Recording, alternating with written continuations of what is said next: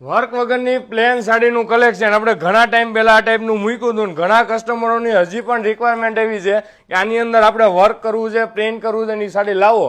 આજે ફરી વખત આપણે ક્રીમ અને ઓરિજિનલ ગોલ્ડન કલર જે બતાવ્યો હતો એ ફરી વખત રિપીટ સ્ટોક કર્યો. સાડીનું જે ફેબ્રિક આવે છે ને ગાઈઝ, બહુ જોરદાર લિનન બેઝનું ફેબ્રિક છે અને પલ્લુમાં આ રીતની લાઇનિંગ સાથેનું ફેબ્રિક. અને સાડી તમે ગમે ત્યારે આમાં ગમે એટલું હેન્ડવર્ક કર્યું હોય ને તો એ ફેબ્રિક એવું ને એવું, અને ગમે ત્યારે આની અંદર તમે પ્રિન્ટ કરી શકો છો.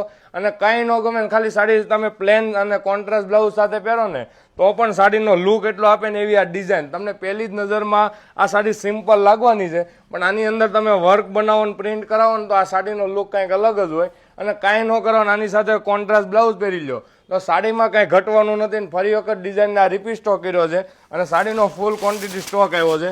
ઘણા ટાઈમ પહેલાં આપણે આ પ્લેન સાડી સેટ કરી હતી, આજે ફરી વખત ને એને રિપીટ સ્ટોક કર્યો છે ઘણા કસ્ટમરોની રિક્વાયરમેન્ટ પ્રમાણે.